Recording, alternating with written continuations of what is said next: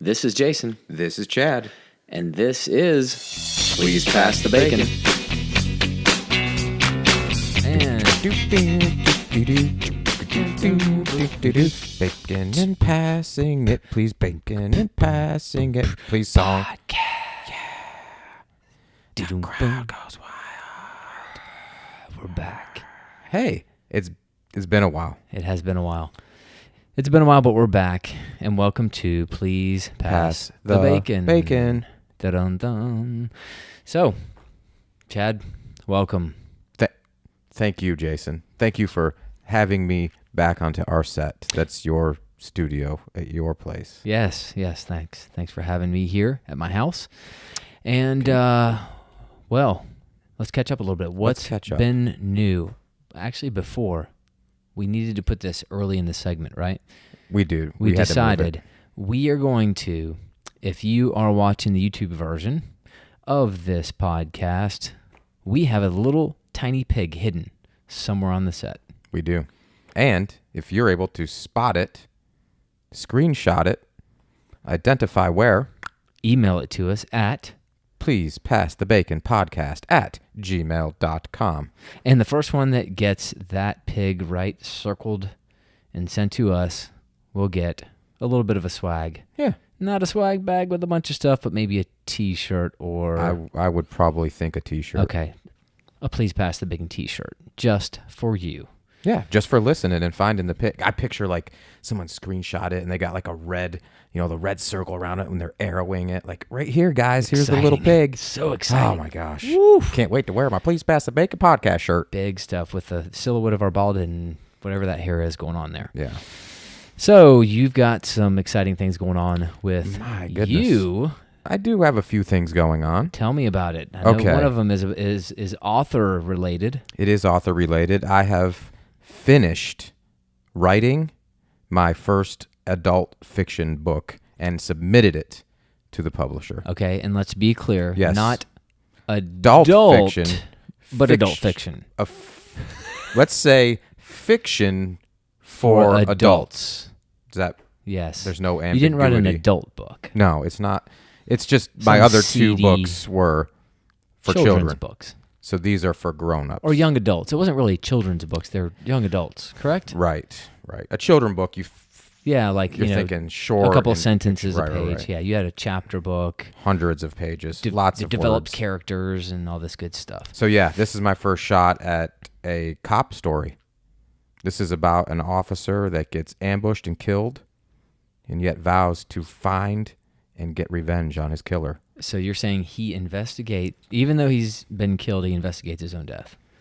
That's pretty much what's going on in that one. Well, let's keep our fingers crossed that it makes its way through the publisher's That would be great. doors and makes its way to a shelf, right? Yes, absolutely. And you've also had a book signing? We just did a book signing at one of my favorite restaurants for Mystery Muffin and Soda Pop Sleuth. That was Amalfi's? The Ghost of Crippler's Creek. Oh, Right. I love Amalfi's. Oh, so good. Margarita pizza. I remember going to Amalfi's when I was in college a very long time ago. That's where the first time I ever had white pizza was at Amalfi's. Yeah, I love their margarita pizza. So if you're in Charlotte and you want a really good margarita pizza and very delicious Italian food, hit up Amalfi's. Amalfi's right across from the campus of UNC Charlotte. That's right. Oh. I just looked at my notes. So we had the book signing, right? And we also had, we have the Bacon response team. Mm-hmm. So first of all, big news there.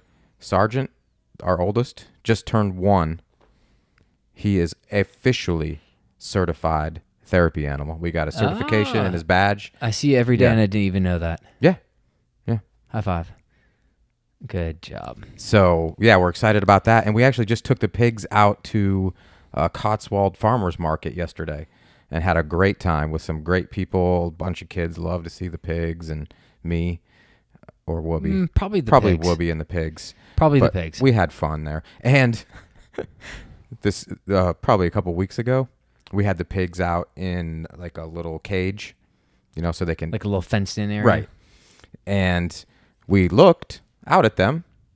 They were there. A few moments later, we looked out again, and they were not there. So we had to run around the little area around our house to try to find the pigs. Frankie came back right away. Will be shook some tortilla chip bags, and he starts yelling back, but Sergeant over here. Snuggles, not so much. Sarge was exploring. Okay. So, but long story. Yeah, we found them. They were fine. They're just grounded. Okay. Good. So. All right. Yeah, so that's kind of what's going on with me, and nothing with me. About the only thing with me is I've recently gotten a new phone, and I just find myself doing bizarre things because it's facial recognition. That sounds fancy. Yeah, like if I QT the other day, I'm going to use it, and I find myself like, I was like, so I've got a few credit cards on the Apple Pay part, right? Okay. So you use Apple Pay. I'm used to the thumbprint. That's what I have. So that's what so you prove it with a thumbprint. So yours it proves it with your face. Yeah, with your face. And I find myself like, if it's not the right, I don't know that it's going to pull up the one card I want to use for that transaction. So I find myself like, I get it up to the near field communication thing to pay, and I like duck it. I like duck out of the way. You're not going to get a facial recognition on me. This on the wrong card, haha. And so then I'll get the right card, and then when it does want to do the facial recognition, so if you're just listening to this, I like stick my neck out and make my eyes bigger.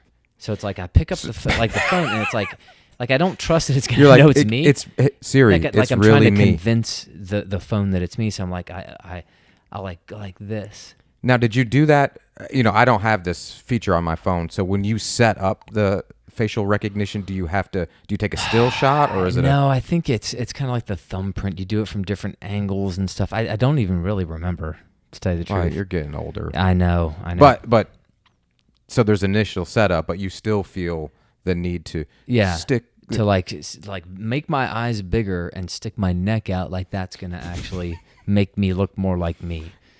So anyway, that's about as exciting as my life is. Well, I mean, right now I would disagree with that. You've been busy as can be, and you've always got a lot going on. But it's been so long since our last podcast that I will say all those things have passed. Things have settled down the past week. We went camping last weekend. Phenomenal. And I will say this, didn't talk about this, but I got a backpack. It's not even a backpack, but I got this kid pack. I call it a kid pack, but it's a little different. Most of them, it's like a backpack, and then you can stick a kid in there. But it's like it's like your back, the backpack's behind the child. So it's really bulky, and there's a lot to it. And with Jonathan, he's 7, so he's long. He doesn't fit in those anymore. I found a company called Freeloader. So I don't know if it's called My Freeloader or just Freeloader. I bought a backpack from them. It's just a backpack and a little fold-down seat. So he can comfortably sit. He's basically doing a backpack, like sitting on your back. We call it a backpack. Piggyback. There you go. Piggyback? Yeah, it's a piggyback. I don't like that. It's like a piggyback backpack. Piggyback. As a matter of fact, I think some other ones are called piggyback backpacks, but I didn't do the piggyback backpack. I got the Freeloader backpack, and it's a cooler name. But is it? It what? Did it feel? No, it's just like a backpack. It's got a chest strap. It's got a waist strap that I can put goodies in if I want them. Goodies. He sits in this little. He's always sneaking candy. Fold down seat, and that little fold down seat, he gets a seat belt across his back, so he's locked and loaded. Hiked up to the top of this place called Max Patch, which overlooks like the mountains of Tennessee and North Carolina, and it's a bald, so there's no trees around you, and you have a 360 view of that whole just mountain range in every direction. The pictures you posted were amazing. I don't even think it did it justice, but it was awesome, and there's no way I could have gotten Jonathan up that hill in a stroller. Or, there's not another device that would have worked. So, I'm glad that worked out because they're not a sponsor, but big shout out to the Freeloader that I got for him. My only critique, if it was made out of like carbon fiber or something, because the unit itself without Jonathan in it, a little heavy. It's a little heavy. Add Jonathan to it at 7 years old, it's a little heavy. So if I could lighten the load with a lighter, like a material, carbon fiber or some type of material, that would make it even more gooder than it is now. So, well, I'm glad that's worked out, because every time we talk about going camping, that's something that you have to consider. each time. So I'm glad that this time it was great. It was fantastic. So because you're in great shape, but you're still carrying around another human for miles. It wasn't. In full disclosure, it wasn't for a multi-mile hike. It was about a 20-minute hike to the top. Okay. Well, most of us carrying another person for 20 minutes that's a lot of work. It was great though, because he loved it up there. It's cooler up there. The wind. I couldn't say enough good things about it. So anyway, so you talked a little bit about the pigs, but you didn't talk about how it's been going with the new flooring with the pigs. Like, so, well, I'm not. Do they like their room? They love their room. They love the floor, and Whoopi loves cleaning. Well, I won't say she loves to clean, but when she has to, this new floor has been amazing. Easier. Much easier. I mean, it's a pet floor, but it's amazing. So much easier to clean than even just what we had in our master bath. Sweet. Sweet. And that was, of course, installed by Discount Floor Covering at 6208 Indian Trail, Fairview Road, Indian Trail, 28079. Now, they are open Monday through Friday, 8 to 5. Why am I doing a voice here? And on Saturday, 8 to 12. They're on Facebook at Discount Floor Covering Outlet, Inc. They have wholesale prices, sell and install carpet, tile, hardwood, laminate, and vinyl. And they give free estimates. Now I'm done with that voice. Thank you for being done with that voice. Thank you, Discount Floor. So what else is going on? I know we're in the middle of right about close to the halfway point of another season of The Amazing Race, which we are big fans. We are. They're in season 31, but in listening to Phil Kogan's podcast, it sounds like season 32 has already been filmed and wrapped. So that means when this season is over, that means it's time for us to yet again, for the third time, we're going to submit our application to be on The Amazing Race. You know what? Something just happened here. What? Our third time, season 33. And if I'm not mistaken, it would be, I want to say the 20th anniversary would be season 33. Because I want to say they're at 18 years. So season 32 will come on, let's say, probably year 19, I think. Don't quote me on that, but that would be pretty good. The 20th anniversary, whatever. I mean, the 33 episode. I think there's every reason in the world to put us on the show. So anyway. Yeah. All right. I'd like to peopleize the police for a minute. All right. We actually got this from Michelle Bowden and WCNC.com. She sent us this story about the little boy in Tallahassee who was lonely. And called 911. Right. And Officer Joe White responded, and what do you know? Great friends, this little boy and Officer White now. Oh, really? Yeah. So they've had contact since the a relationship has sprung from this. Not that we recommend you call 911 because you're lonely. Correct. That's frowned upon. But I just that is a real human side. This officer could have been like, Are you kidding me? Like, hey, can you tell your kid to quit calling 911 and quit misusing 911? Yeah. We're here for emergencies. Yeah, I'm going to lock you up for misusing 911. We got people out here that need us. And instead, capitalizing on the situation. Do you know how old the boy was? Oh, my gosh, I can't remember. I think he was like 7, maybe? Yeah, I don't know why 8 is in my head, but he was definitely young and... But impressionable. Nonetheless, Officer Joe White to the rescue, and what a good story. Yeah, what a good memory for that little kid and experience. And they're posting, pictures all over social media, and some news outlets picked it up too. So, just again, cops are people, and that's just a great example of. And thanks to Michelle for shooting us that story. Yeah, we appreciate that. Well, oh my gosh, believe it or not, it's time. It's time for cop jokes by dads. By dads that do cop jokes. Dads that are cops who do jokes that aren't funny at all. But are. But we're going to do our best today. It's weird. I feel like I'm at a different angle today. Like I'm not quite as facing you. I hope that doesn't affect my presentation. I'm going to say something here. This is the first time that we are unshaven Yeah, I noticed that. And we're wearing shorts today. You can't quite see that. Well, you might be able to on camera 2. You might be able to see that. Don't look at my knees. Camera 1, you definitely can't see that. Don't look at my low knee or my high knee. It's your skinny ankles. Please. Anyway. Oh, God. So, who's going to go first? I feel like we should have flipped a coin, but since we don't have a coin, we can't do that. Rock, paper, scissors. Ready?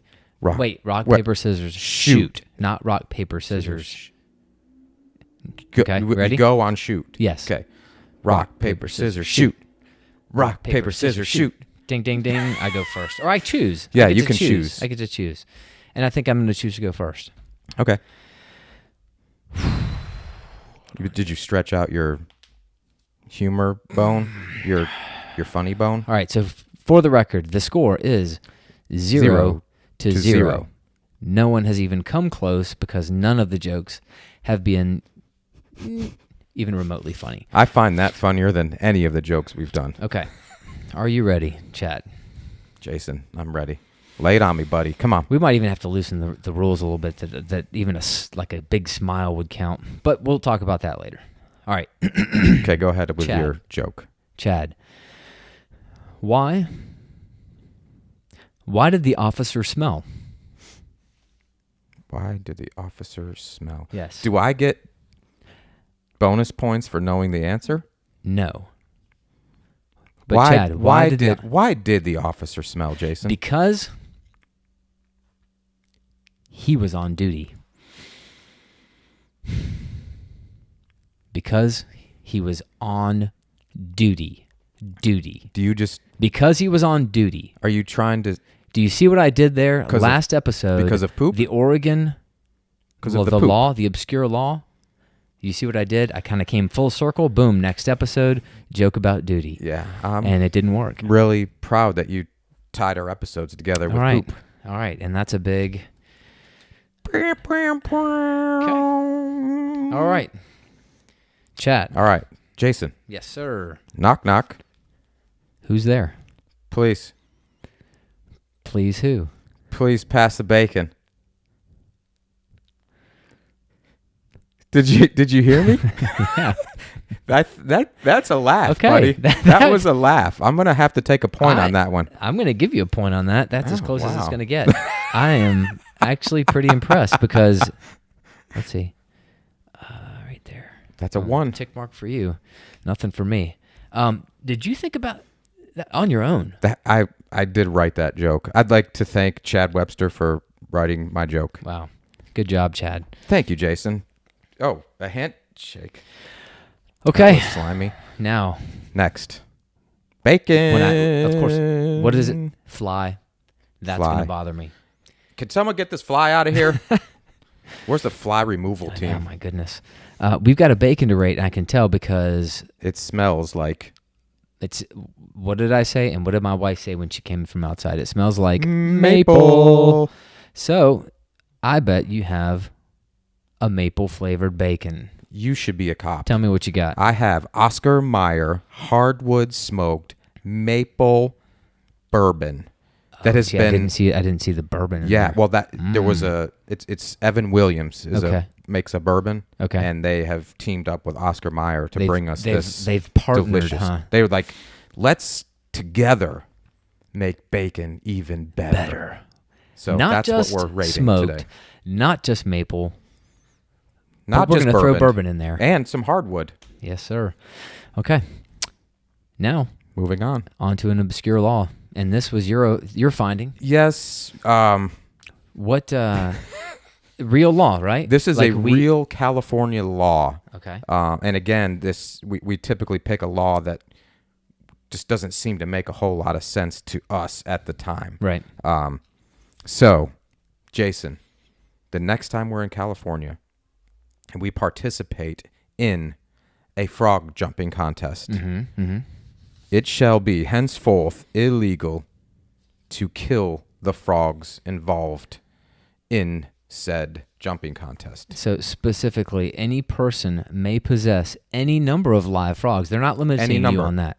To use in frog jumping contests, but if such a frog dies or is killed... Now, can I stop you there? Yes. says killed. I know you can. So murder. you kill in competition? Is no, that but what I'm that just means? saying you can murder it. Okay, all right. I mean, that's serious. If you're saying, I want my frog to win, I'm going to kill your frog. It must be destroyed as soon as possible and may not be eaten or otherwise used for any purpose. Enacted by Stats 1957, CH 456. And this is part of the Fish and Game Code in California, Division 6. Wow.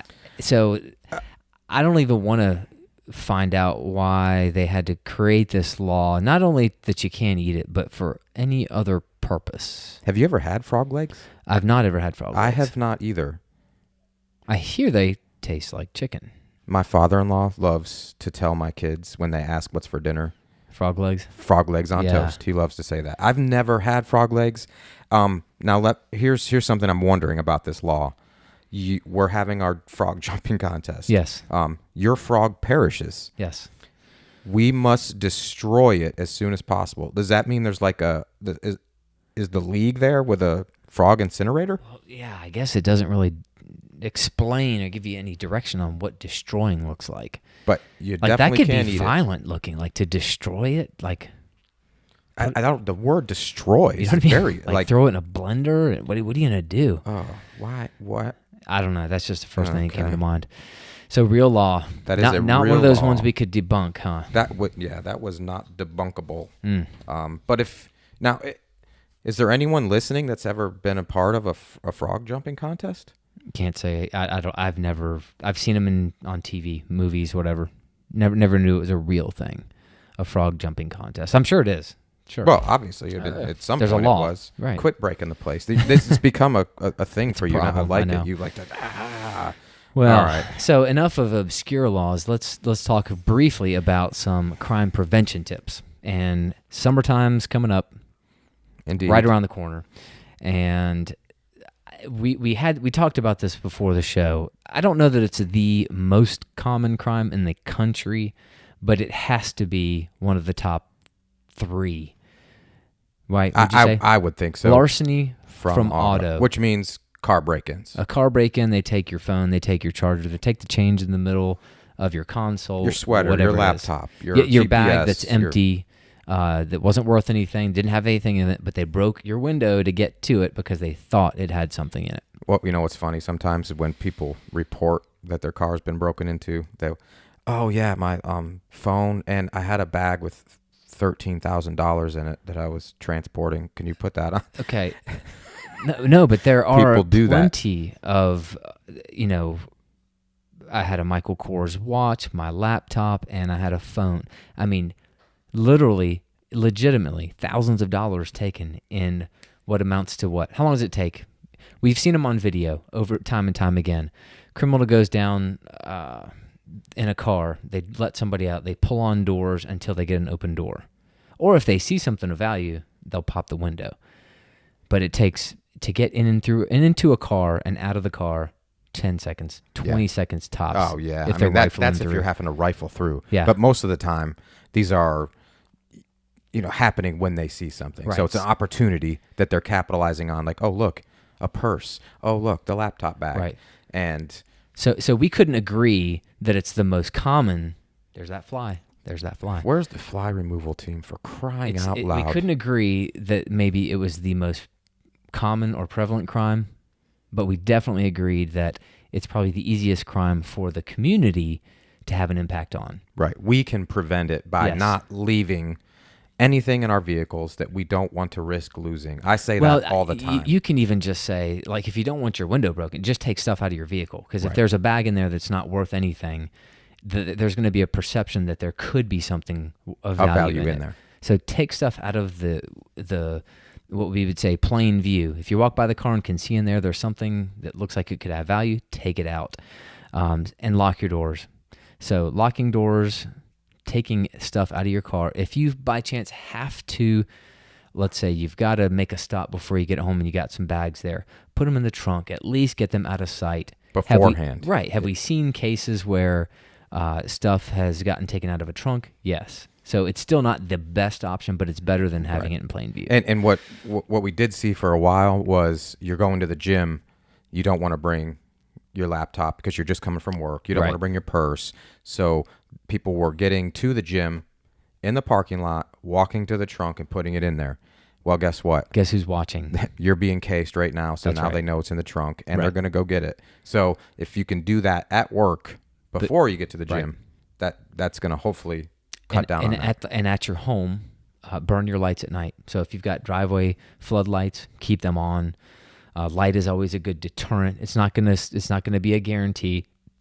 But if you've got a light on your vehicle and then 2 doors down, somebody's got a completely dark driveway, you've probably displaced that crime. You have more of a chance of displacing that crime to the car down the street. Another thing not to keep talking about, because we've quite frankly are tired of talking about larceny from auto, but since it happens so much, we need to keep talking about it.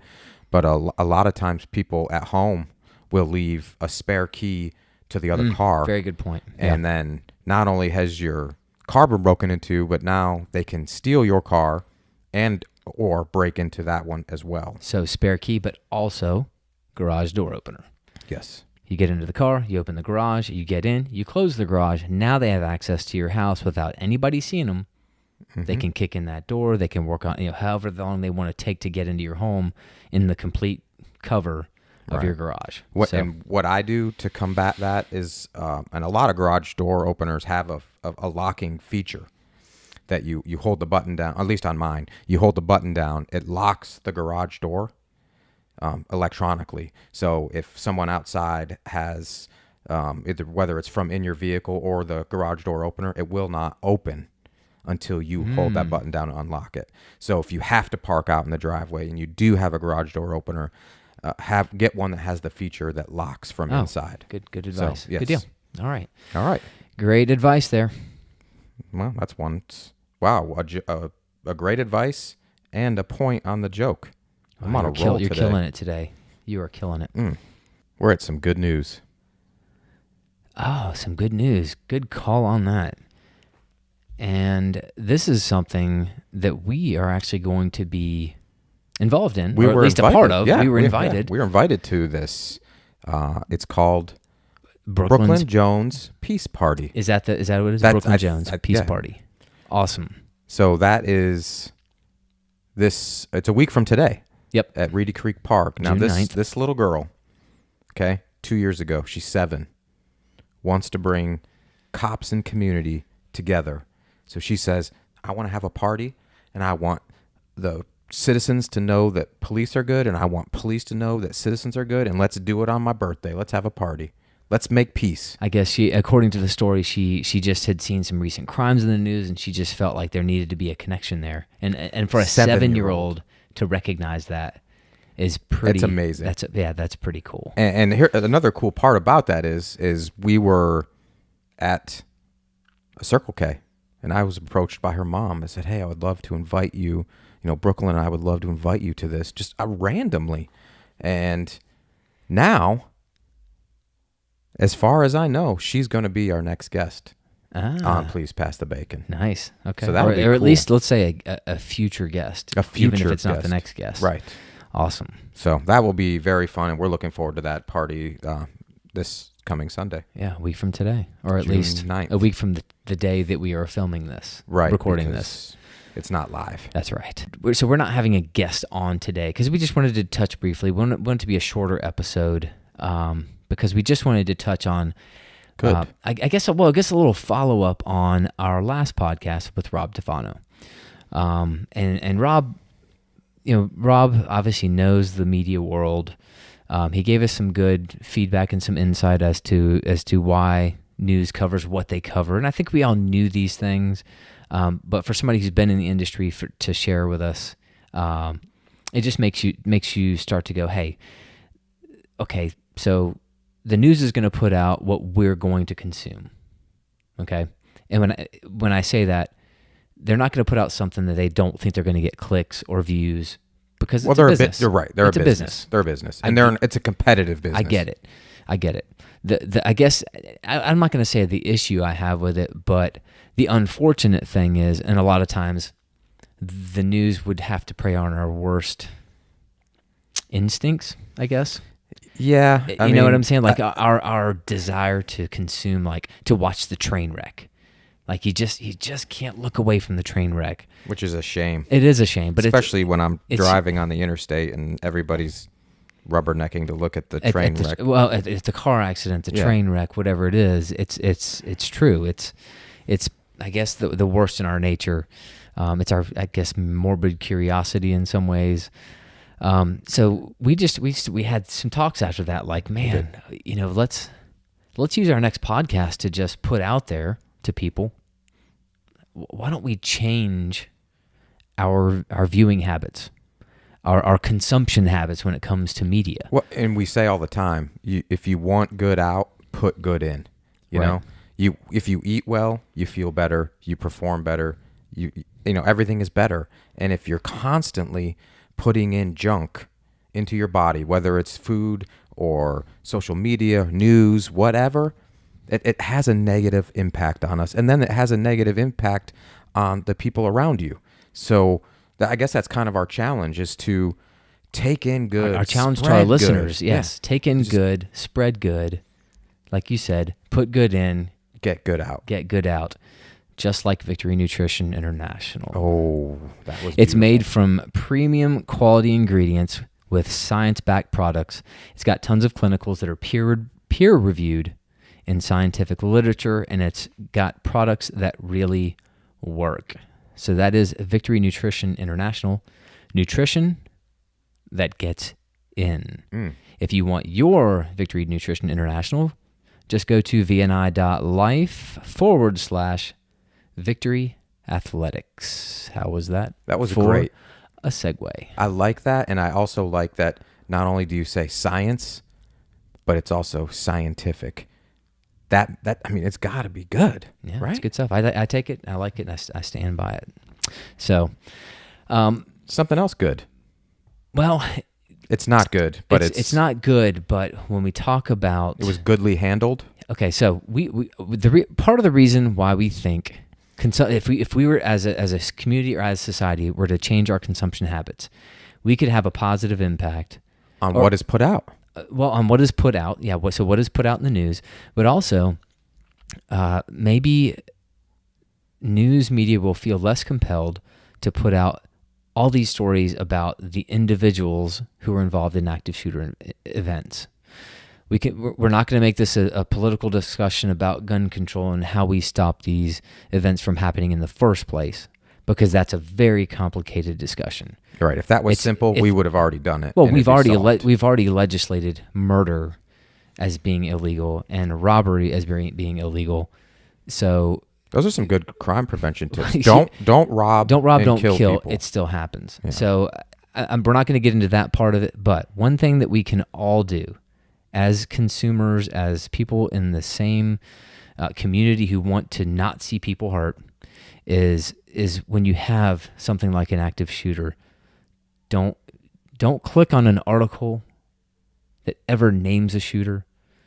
Don't click on articles that want you to glorify by seeing their manifesto and all these things, because there is data to suggest that has an influence. These shooters want notoriety. Right. And they see someone else is talked about nothing but them for weeks. Faces and stories and pictures and names and why they did this and why they did that. The people that perpetuate these crimes, you can talk about mental illness and all this stuff, but that's evil. That's evil. And you know what? If you're listening to this, share it, tell it, do it, act on it. Don't click on those stories. Right. Avoid them. If the news is not going to, if we are not going to consume them, then the news is going to stop putting them out there. And something that we noticed about the recent UNCC active shooter event, we talked about talking about this, like this week at work, we talked about it. And I made the comment, I was like, I haven't dug a lot, but I haven't seen a lot of stories about the shooter. I don't know his name. I don't either. And you made the good point. You said you usually don't have to search. Right. You don't have to dig. It's usually in your face, everywhere. Let me preface this with, I do understand that I'm not naive enough to not know that there were some elements missing from this shooting that could have impacted its coverage. It didn't involve a rifle. It didn't involve some manifesto that was politically motivated.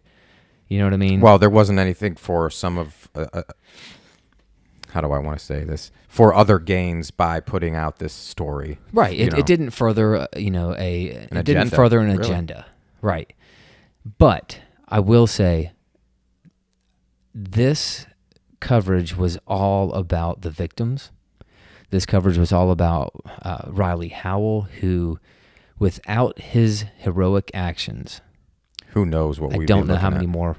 Him physically taking on that shooter, basically shook that shooter out of his rampage, and he stopped.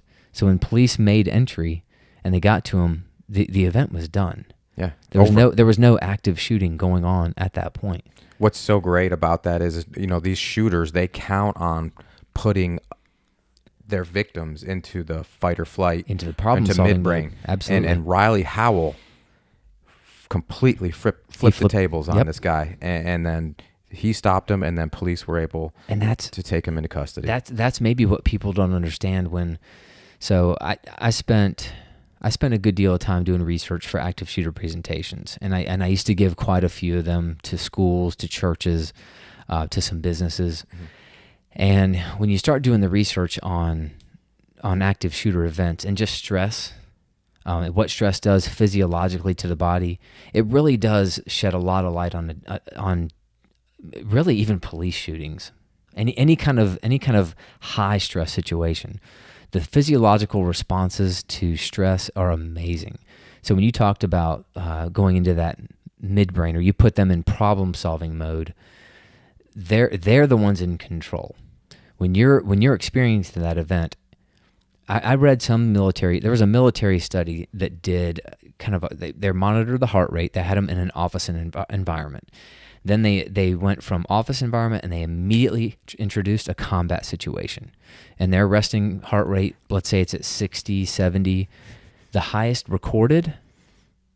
And look up and tell me, and you see what some max heart rates are. The highest recorded that I saw, 220 beats per minute. So, somewhere in that range. Well, and if that doesn't tell you that it's so much easier to make a decision at 60, then it. Well, what it does is it hopefully people will step back and go, whoa, 220 beats per minute. I mean, that was the physiological. That was your heartbeat impression. The physiological response is all that blood leaves extremities. It goes to the core, because it's the body saving itself. It's protecting. If it takes a wound, if you get a wound in your limb, then it's not going to bleed out as quickly because that blood is pooling in the center.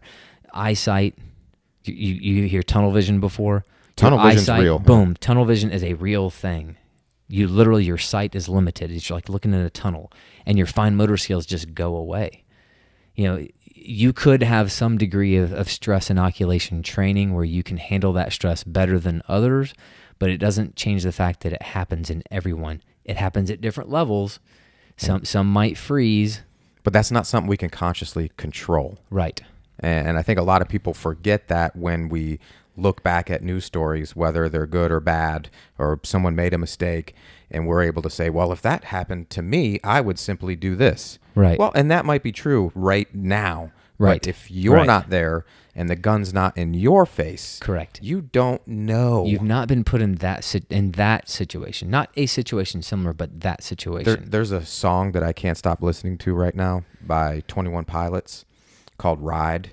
And these kids basically, there's a lyric in there that says, I would take a bullet for me, I would take a bullet for you, but I don't see many bullets coming through. Metaphorically, I'm the man, but literally, I don't know what I do. And that's a lot of awareness, like saying, I can say these things. Yeah, it's easy to say, I'd take a bullet for you. I would jump in front and I would do this and do that, but then metaphorically, if it's real life and it's really happening to me and it's not something that I'm sitting on my couch, eating bacon, watching the news, why would they do that? Right.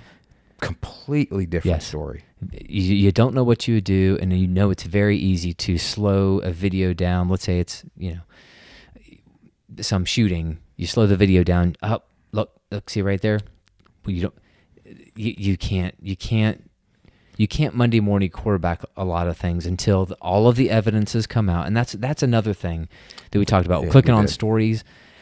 Don't engage in these discussions about an event that just happened without knowing all of the facts. I think that's irresponsible, because there were some radio hosts that started to have discussions about, why wasn't the shooter killed in the UNCC shooting before any evidence, any information had been confirmed about that case.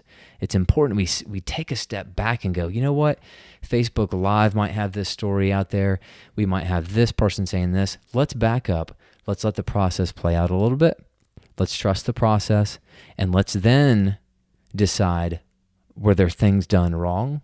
Are there issues that we can now talk about intelligently without it all being about emotion? Because nobody, I don't care where you lie on any of these issues, no one wants to see someone's life taken. Well, and that what I think happens is it's almost like if you say something controversial or you stir the pot, you're getting the clicks. That's right. And if we don't give them the clicks, they won't have the motivation to say, look at what I'm saying, look at what I said. Right. And if it was that easy to just say, oh, this should have happened or this shouldn't have happened, we wouldn't have juries of 12 that take weeks and months to deliberate on something where we're actually getting all the evidence. Yeah. So when media or talk show hosts have these discussions, in my opinion, prematurely, I understand capitalism. I understand that you're trying to earn a living. Do I think it's irresponsible? I do, to some degree. I think it's irresponsible to start talking about things before you can talk about those events without facts. Let's be accurate instead of first. But that's not going to change. Right. Well, that's not going to change. But you know what can change? I'm not going to listen. I'm going to turn it off. I'm not going to click on the story, because I know that this is still being investigated. And that goes back to what we were saying. Let's from the consumer side, affect the supply. Let's affect some change in how they're going to cover stories. It is economics. And I've thought about it that way, but it's supply and demand. The more we demand it, the more they're going to give us the supply of bad stuff. That's right. And just to go back and think about, I was fortunate enough to, when I was on our SWAT team, we got to oversee the training of sworn officers. So it wasn't just citizens; it was sworn officers going through active shooter response training, and it just really hits home that officers get they're comfortable with guns. They've been around shooting and training. Every officer has to go through it, so there's some degree of familiarity with firearms and with being observant, and you see mistakes made, and you start to understand, like, wow, people really do react to stress differently. But you start to see all the tunnel vision, the lack of fine motor skills, all of these things come into play in a real world situation. And that's also why I would encourage anybody that's listening to this, if you ever have questions about whether it be police involved shootings or active shooter events, how you would react, take the time to do a ride along. Take the time to participate in, sometimes departments will have FATS machines. Firearm training simulator. Right. So it's basically like a life-size video game where you have to react to certain situations. Very good. But those things really change your perspective on things, and I think those types of tools that are out there and opportunities can help the community understand a little bit more what it's like to be in those situations. Right, and we talked about this before, and you mentioned already Monday morning quarterbacking. Jason, I've never been a quarterback in the NFL. Okay, yep. I never have. And for me to tell a professional quarterback, oh, why did you throw it to that guy? I can clearly see on TV that the DB was right there and it was going to be an interception. So why did you do that? I would have thrown it to this guy because I saw he was wide open. That quarterback doesn't have the whole TV screen like I do. That's why when they go back to the sideline and they're showing the aerial shots, see, this is where this guy was, and if you had done this with this, There's a lot of factors. I mean, I can't say. I've never been a quarterback. I don't know what it's like to have a linebacker come hit me from behind. I don't have that fear that would affect. I got to get rid of the ball. I don't have that perspective. Right. I'm this tall. My linemen are this tall. I can only see when this gap. There's just too many things that you don't know. Too many unknowns. And I just don't like that we judge these people or what they do. And we're talking about in the context of, say, a police officer involved shooting or something like that. Right. Things that happen under stress where there's unfortunate, I don't want to say consequences, but maybe, a bad happening. Right. And, in a football game, a bad happening is an interception or interception for a touchdown or something like that. In our line of work, it's someone could lives. Yeah.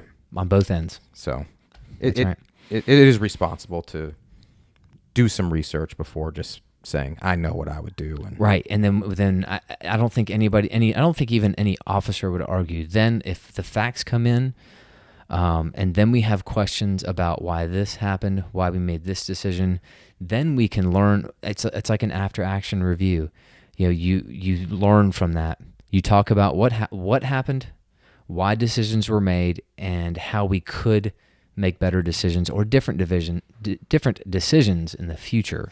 And that's how we learn. And one of the things that I feel like you and I do, and a lot of other officers are, we don't make a judgment, or we're not critical of, because when we hear about things, we hear about all the information. It doesn't come out in pieces like it does real time. You know what I'm saying? So we have, this happened and this happened. Well, when this decision was made, that piece of information didn't come till later. So it's harder to say someone made a mistake when you're only getting information like they got it. Right. Like the quarterback. Let's say the UNCC shooting. Mm-hmm. That shooting, a perfect example. People started to question, why is that guy still alive? He shot multiple people. And what people, and really they haven't even done, there's not a complete release of all the information about the timeline and how things went down and what information was known at what point. But once that's all been out there, then we can have those discussions. But until then, all you were doing is you're making an emotional judgment on a situation that you don't have all of the information. And that's never a good way to have a discussion that's going to be productive. When it's all based in emotion and not fact, oftentimes it's just not going to come to a resolution. You're just going to have your point, I'm going to have mine, and it's going to clash, and then we're going to go our separate ways. Nobody takes anything from it. And that makes me think of, listen, we want, as we were talking about, not clicking on the bad stuff. Let's click on the good stuff. But also, we don't need to jump on it doesn't have to be, we don't need to know this second. We don't need to know instant gratification. Let's stop putting that pressure on the media so they don't feel compelled to be first instead of accurate. Good luck with that one. Instant gratification, this society, this culture. But my point I agree. For that is, it doesn't matter to our day-to-day lives if we hear about it now or we hear about it tomorrow. That is, unless it's something that's happening now that could affect us, if it's over and done, it doesn't matter. It doesn't matter who's got it first, how it gets out quickly. Take the time, step back. This is probably unrealistic, but I wouldn't click on stories until that a reasonable amount of time has gone by that they can actually get the whole story to you. But you and I both know, right, the news cycle is so short these days. It's quick. I mean, it's like 24 hours on to the next thing. Whatever happened 48 hours ago, done. Old news. It's done. So, I don't know what the answer to that is, cover what is known at this point in the story. Don't fill in the blanks with your opinions. And then just if you're really concerned about the topic, do your due diligence to keep an eye on it, follow up with it. So when they do release information about exactly how this event happened or this shooting or this, officer shooting, this active shooter, then, dig into it. And again, be responsible enough to put yourself in their shoes. Do a ride along, attend, if your department has some kind of workshops where they will be there to answer questions or explain things, and go there with an open mind, not to just shout down whoever's up there speaking. That's just not productive. That's the fringe people that we're not speaking to. A better place. That's right. Because in the end, nobody, you, me, Joe Citizen, nobody wants to see people hurt. And I think another thing that we can do is when you are clicking, find your source that you feel is most accurate. And I would even say find 3 sources. Yeah, so let's, you know what I mean? Let's give those people, that media that is trying to get the truth out there, let's give them the clicks. Let's tune into them. Mm-hmm. And that may start getting us, do you see me? Yeah, I'm like using your hands to kind of create this world. May be what we want it to be. I'm with you. Yeah. Cool. Well, I think that's about it for that. I think so. Maybe a little bit of a rant today. Yeah, sorry, guys. We just felt compelled to just talk about the bottom line is we want to see if we can, as consumers, impact what's been put out there. Because like I said, stories hand over fist about Riley Howell. One thing we didn't say is that Charlotte-Mecklenburg Police Department gave his family, this is the first time this has been done, that a civilian received the Medal of Valor from a police department, at least as far as I know. Yeah. So his family received from it CMPD. From CMPD last week? During police week. During police week, that's right. So that's really cool, and I'm glad that they did that, because that is recognizing how brave of a thing that young man did. Wow. Now, I want to share something with people out there right now, and that is we've got an officer that works for the Charlotte-Mecklenburg Police Department, and he recently had a son diagnosed with leukemia, who went into remission. Great news there. Within a week of finding out that son was in remission, they found out their littlest, 18 months, brain tumor, diagnosed with a brain tumor. He recently had surgery to remove that brain tumor. So we're taking this opportunity. His name's Officer Frunze, and he... people might know him from I was going to say the Free Hugs thing. From the Free Hugs Project. He was the officer. I don't know how big he is. He's everybody's 6'6", big maybe? to Chad and I. Yeah. But he's I think he's 6'7"? Like 6'10". 6'14". I think he's 6'14". 6'14". He's probably 6'14". He's 6'14" and 9,000 pounds, I think. He's a big dude. So he has got the Free Hugs Project actually started a GoFundMe for him and his family. There is going to be a lot of missed work. I want to say part of the treatment has one of the children in there maybe every 2 weeks or 3 weeks, every 2 in the weeks hospital 2 to 3 treatment. days. It's going to be a lot, and I can't think of a worse situation for them to have been experiencing the joy of remission, and then all of a sudden another child with a tumor. Right, and it's not like hey, we're going to go in and get that tumor out, and he's good to go. Right, not that simple. It's going to be continued treatment after that. So, with that said, please, we're asking you to help out Officer Frunze. The Free Hugs Project started that GoFundMe page. He also has a Venmo account that will go directly to him. We will link these things below. We will. The YouTube video. And also, we haven't run it by Officer Frunze yet, but we're gonna get him on the Tattered Beans website. So I'm gonna reach out to Jason Jean.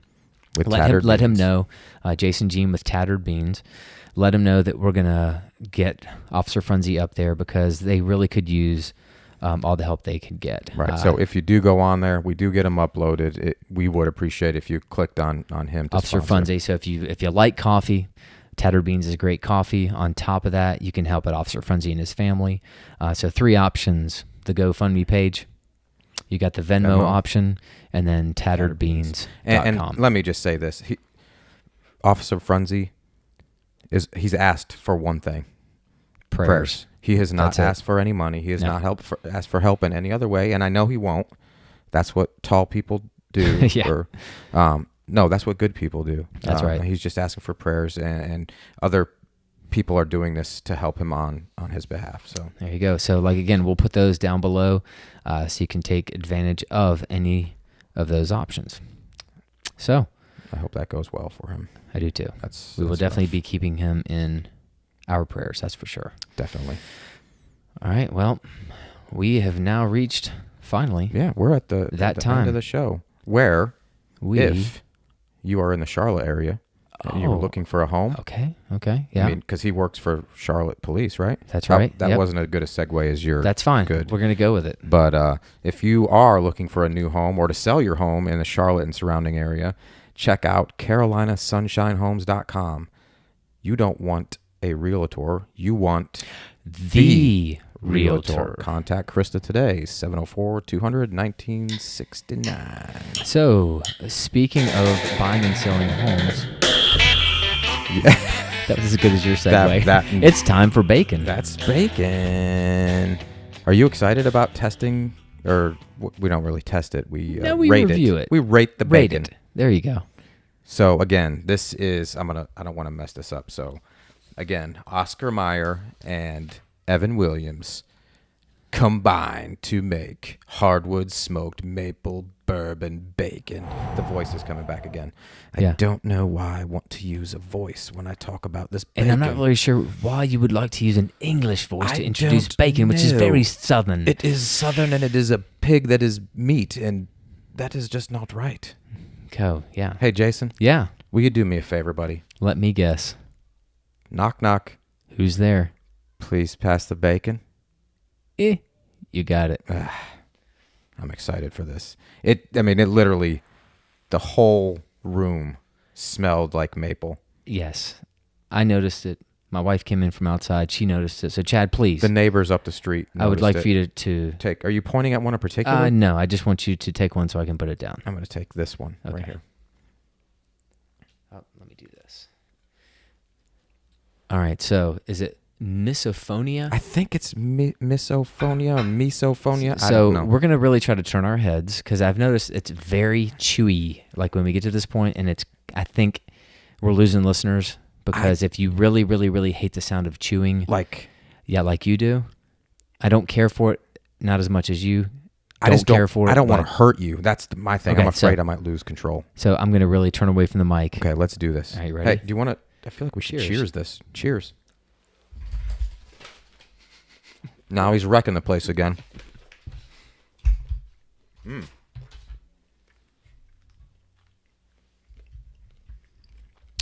For our listeners, we're eating the bacon now, away from the microphone.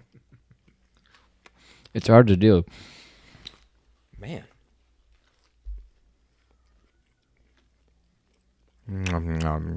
It's just payback for people making me listen to them eat. I mean, it's not our listeners, but...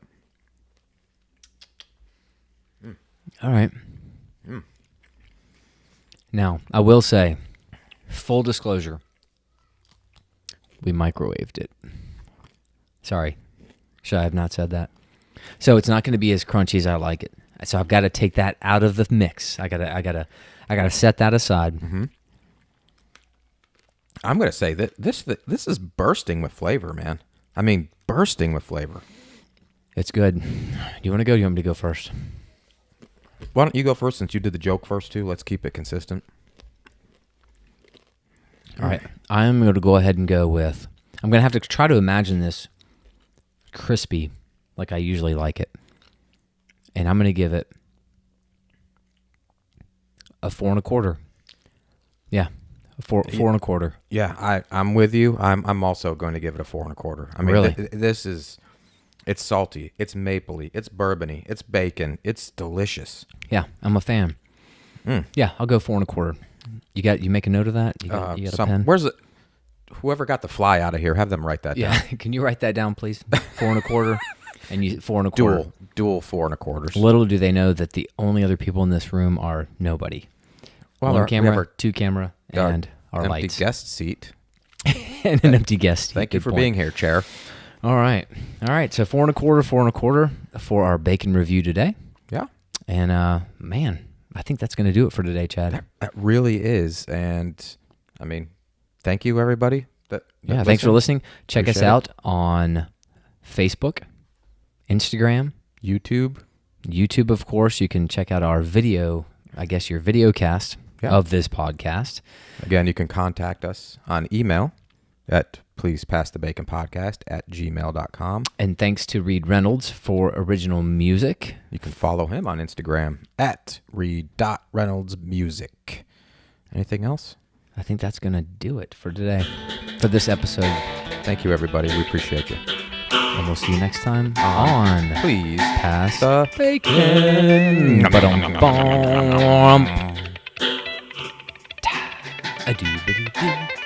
The bacon show is over now. It is now time to stop the show. We don't want to hear him singing because he cannot do it well.